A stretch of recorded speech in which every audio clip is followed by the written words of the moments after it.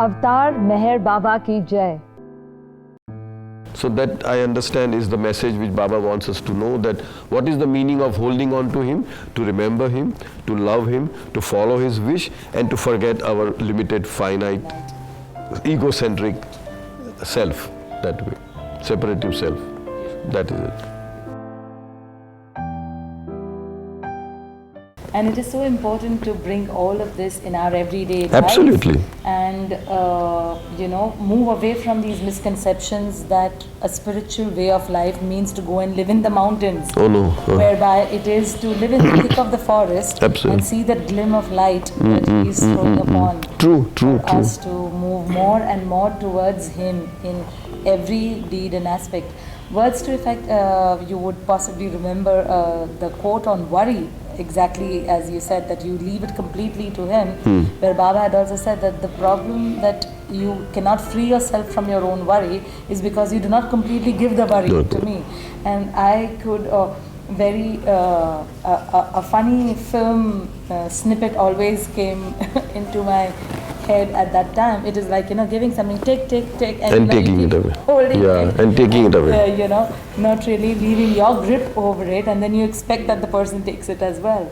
So it is so true, as you rightly said, that we need to truly just implicitly know that if we've asked forgiveness. But that also does not mean that we keep repeating the deed again. Absolutely.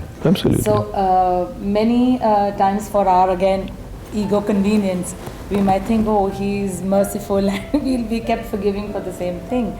But that also should be kept in, Yeah, two episodes come to my mind. One is, Aloba had visited our center, the Bombay center once, and he spoke. Somebody asked, that how many times Baba would forgive because we keep repeating. And very rightly he said that irrespective of how many times you falter or make what we call as sin, he is there to forgive.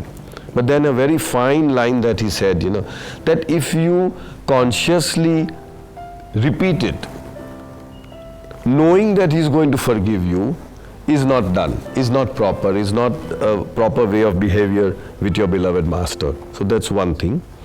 The other thing which comes again is Bal Natu's book called Conversations with the Awakener, where the very first book, the very first chapter, the very first sentence, conversation, again, words to the effect, is where he asks, Bal Natu being one of Baba's disciples, he asks the Awakener, that is Baba of course for him and for all of us, what is that sin that you are unable to forgive? Again, words to the effect. And the Awakener says that since the time of creation, no man has committed such a sin that I am unable to forgive. Just imagine what a powerful sentence, that he is always there to forgive. He is always there. Nobody is so depraved that he can never again come up and rise. And Baba has said this over and over again, that the saints of the present were the sinners of the past, and the sinners of the present would be the saints of the future. So it's an ongoing process of converting his liabilities into assets. It's a constant thing, right? And coming to again, not letting go, as you said, I'm reminded of a story where a master asks his disciple, he wants somebody to join him, and he said, well, I just got married, so it wouldn't look good that I should leave my wife. And then after a few years, he said, I just got a baby, and so I cannot leave. And then after it happened for quite some time.